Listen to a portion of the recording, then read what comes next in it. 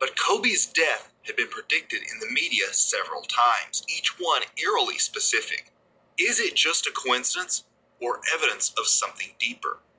In 2011, Kobe Bryant made a commercial for Nike in which he unveiled his Mamba persona. It all ends with a chilling helicopter explosion and the final shot of a flaming helicopter. What? 1 year later, in 2012, an eerily specific tweet appeared from the account .noso that read, "Kobe is going to end up dying in a helicopter crash." Now, the viral tweet has sparked a flurry of questions, but the bizarre predictions don't end there. In 2016, a Cartoon Network show called Legends of Chamberlain Heights aired an episode appropriately titled End of Day, which depicted Kobe Bryant dying in a helicopter crash, followed by an explosion. We have all known for a while now that these cartoons have hidden messages in them. And here again, we are only left to wonder if the creators knew something the rest of us did not. Yes. In the realm of alternative research, these foretold events are known as predictive programming. The idea behind predictive programming is to seed the public unconscious with a certain event that has been planned for the future. Having this image in the collective unconscious is believed to condition the masses into being more accepting of the event when it eventually occurs, and readily accept the official narrative. 9/11. After all, whether they consciously remember it or not, they have seen it happen before. Another reason for predictive programming has to do with Luciferianism. Luciferianism, yeah, we know the ones that's running every goddamn thing. These damn demented spirits, these goddamn demented spirits. And, like we was talking before, about the past, present, and future, like this time exists. Time really is an illusion, and that's something that we create. It's all happened simultaneously. The past, present, future is happening all simultaneously. You've already been born. You've already lived your whole life, and you've already died. Kobe's death had already freaking happened. That's why some psychic or medium or whoever the heck on these Luciferian people team, why they need to use these, premonitions of what's going to happen in the future to program us. Whatever the heck they doing with that, I don't freaking 100% understand it. But I kind of understand it, Yes, I definitely believe that the past, present, and future happen all simultaneously, and we've already been born, we've already freaking lived our life, and we've already freaking died. And on these shows and stuff, they be having mediums and psychics and people that can pick that stuff up.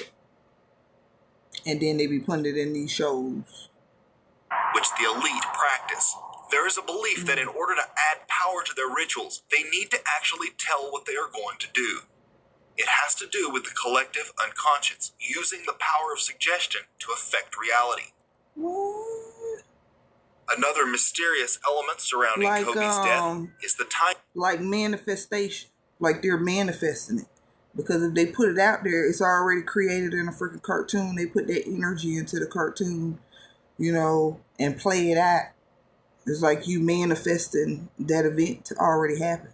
And then now you're using him and putting him in Nike goddamn commercials and got helicopters falling from the freaking sky and burning up, And his energy is not getting connected with it. It's all, he was being ritualized and don't even know his. That's why some of them people probably be scared in the industry. They be freaking scared because they know that it's witches and warlocks, And sometimes you might not, if you don't understand it, you don't necessarily know how to fight it. But they think that them going along with their career, and it's like, oh, Nike wants to give you a deal. So it's like they thinking like, oh, this is an endorsement, whatever, they go out do an endorsement for this or do an endorsement for that. And all of these people on the higher ups of these freaking companies is like Luciferian, whatever, that is their religion. Just like Christianity is your religion, that is their religion. And they practice they junk wholeheartedly. You know how some of y'all be wishy-washy. They practice they junk whole freaking heartedly. Still do old rituals and sacrifices and everything. and then now have learned how to incorporate their witchery and warlocky, you know, into what they be doing with these stars and feeding off of their freaking energy. That's why Beyonce be walking around like a damn robot, because, yeah. Mm-hmm. Timing. On Saturday, January 26th, LeBron James surpassed Kobe's lifetime scoring record, knocking him out of the third spot. And he did it in Bryant's hometown of Philadelphia, no less. For many, this was seen as a passing of the torch moment, but the occasion would take on a chilling new meaning following Bryant's death less than 24 hours later. But that wasn't the only coincidence surrounding this tragic event. It also occurred. And that's crazy, because it's like sometimes they take you and take your kid too. Because look at Whitney Houston and her daughter.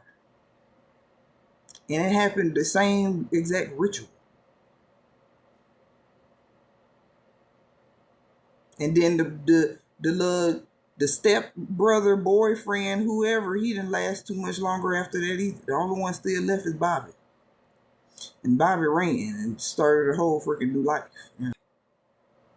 The Grammy Awards show is well known to frequently include occult themes and rituals, from subtle symbolism to full-blown mass rituals. Mm-hmm. The 2020 Grammys was no exception, and you better believe they channeled all the energy they could from the recent death of Kobe. In fact, the show was eerily reminiscent of the 2012 Grammys, which occurred the day after Whitney Houston's sudden death. Most tragically, Kobe's 13-year-old daughter was also... And I just was thinking about Whitney Houston. Not even realizing he was finna get ready to say that, but yeah. Killed in the crash. What many do not know is that Whitney's daughter had a near-fatal drowning incident the night before she died.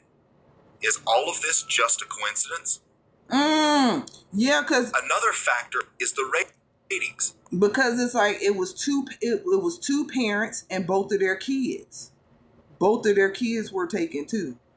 And then it's like during the Grammys that night, you know, y'all want to give a tribute to Kobe and Whitney.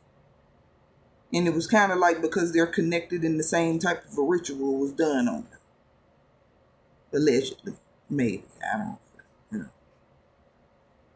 In the immediate aftermath of the sudden death of a cultural figure such as Whitney Houston or Kobe Bryant, people tune in because they know there will be a public memorial of some type.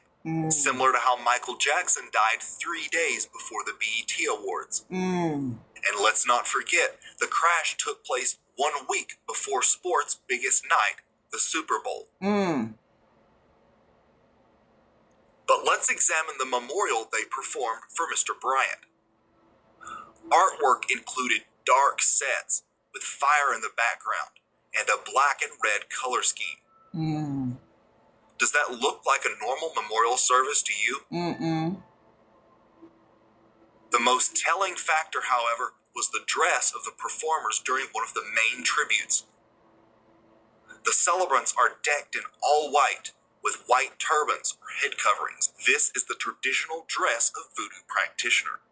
Voodoo is one of the strongest and darkest occult traditions, and many Illuminati... They took the African religious traditions, okay, and I honestly believe that, you know, so they kind of like corrupted it in a lot of ways. They definitely corrupted it in a lot of freaking ways, you know. And it's like, yeah, they took their religious beliefs and they started utilizing that stuff, man.